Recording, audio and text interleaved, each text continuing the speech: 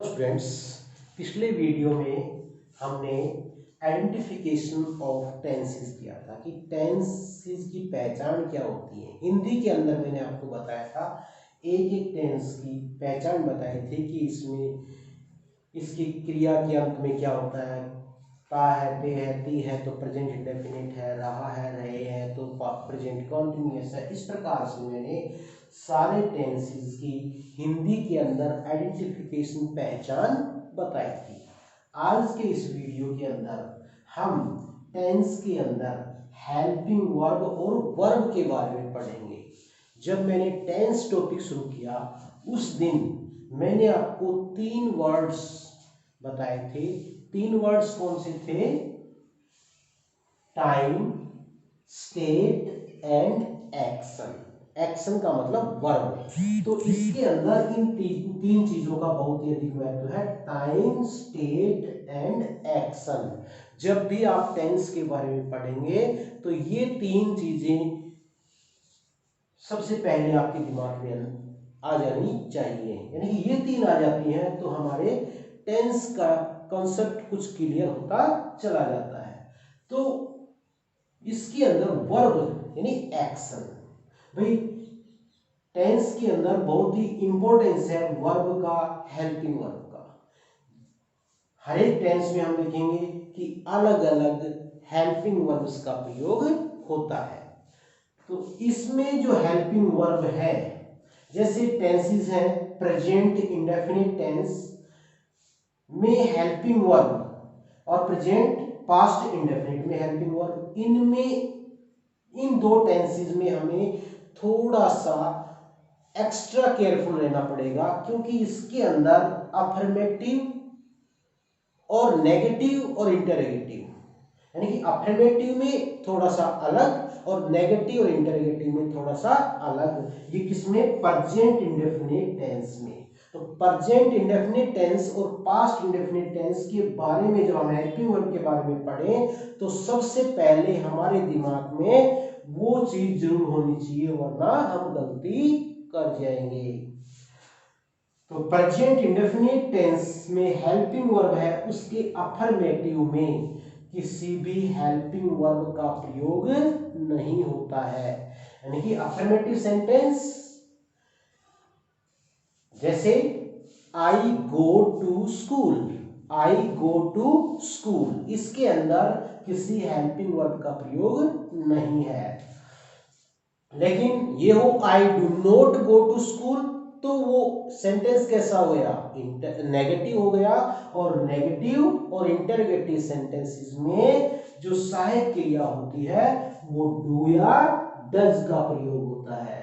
किसका प्रयोग होता है? डू या डज। इसके कहां पर डू आता है और कहां पर डज आता है ये हम बाद में डिस्कस करेंगे। पहले केवल हम ये बताते हैं कहां पर कौन सी हेल्पिंग वर्ब का प्रयोग होता है। दूसरा देखो भाई, प्रेजेंट इंडेफिनिट के साथ में पास्ट इंडेफिनिट ले लेते हैं हम, क्योंकि दोनों में एक सिमिलरिटी है कि दोनों के ही अफर्मेटिव सेंटेंसेस के अंदर किसी हेल्पिंग वर्ब का प्रयोग नहीं होता है। प्रेजेंट इंडेफिनिट और पास्ट इंडेफिनिट दोनों में सिमिलरिटी क्या हुई कि दोनों के ही अंदर किसी हेल्पिंग वर्ब का प्रयोग नहीं होता।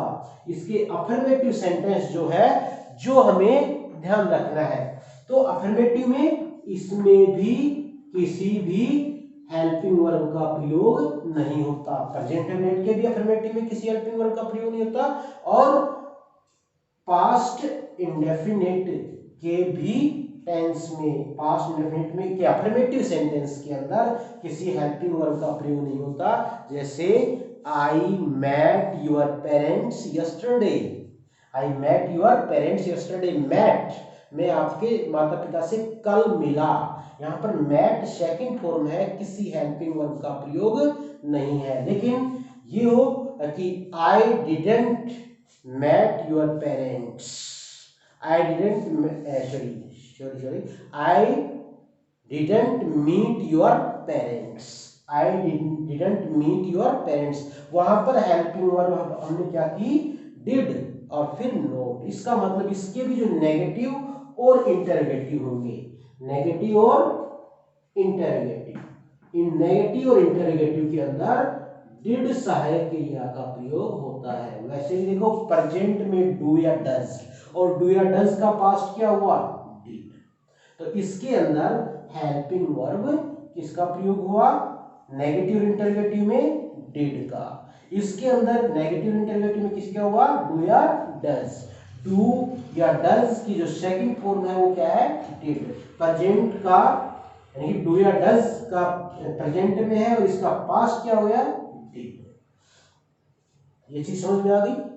तो हेल्पिंग वर्ब सबसे ज्यादा इंपॉर्टेंस या सबसे ज्यादा हमें जो ध्यान रखना है वो प्रेजेंट इंडेफिनिट और पास्ट इंडेफिनिट की हेल्पिंग वर्ब का रखना है कि इनके अफर्मेटिव सेंटेंसेस में दोनों में ही किसी हेल्पिंग वर्ब का प्रयोग नहीं होता है।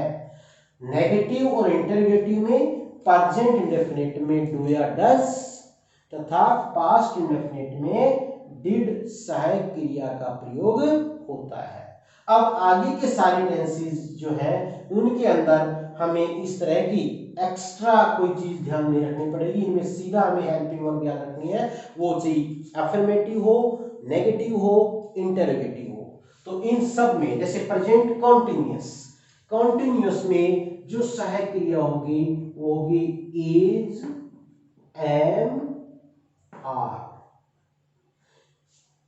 एक वर्ब है बी, क्या है, बी, और बी का अर्थ होता है इज, एम, आर। ये वर्ब बहुत ही इंपॉर्टेंट है।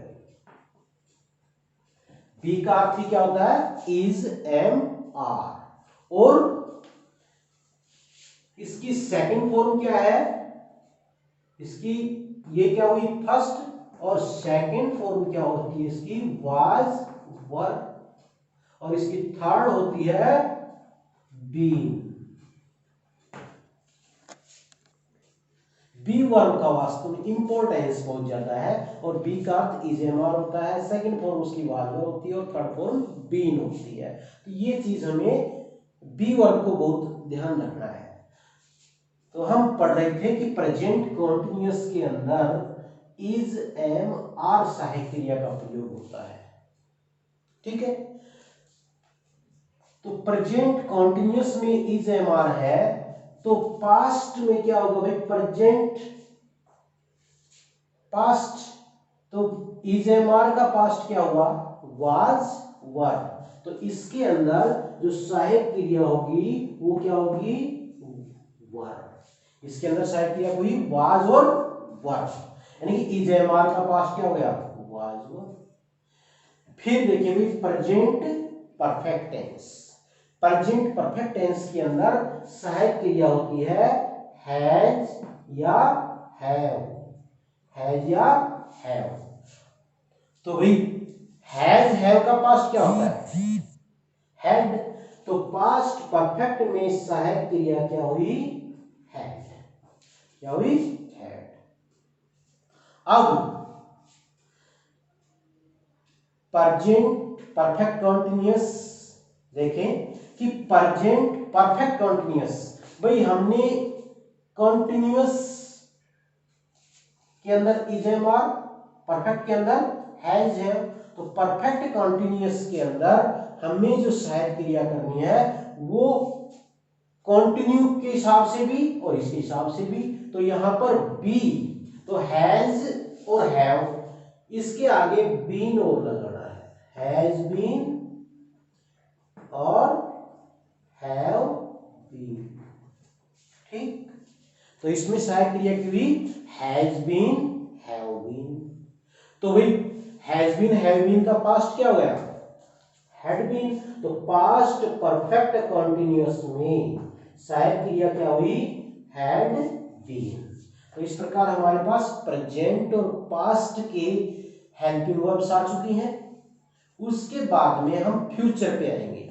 फ्यूचर में सबसे ज्यादा जो हमें ध्यान रखना है वो है कि भाई एक हेल्पिंग वर्ब जो वर्ब है विल और शैल, विल और शैल से ही सारे हमारे आगे क्लियर हो जाएंगे। जैसे इसमें विल और शैल, विल और शैल। तो इसमें अब देखो कॉन्टिन्यूअस में और क्या करना है, विल बी शैल बी, क्या लगा दिया हमने इसमें, बी और लगा दिया, विल बी शैल बी, तो इसमें विल बी और शैल बी। अब भाई इसमें देखो फ्यूचर परफेक्ट में क्या है, विल हैव और शैल हैव, विल और शैल के आगे क्या लगा दिया, हैव, और इसमें फ्यूचर परफेक्ट कंटिन्यूअस में विल और शैल के आगे और क्या लगाते हैं, हैव बीन, तो विल हैव बीन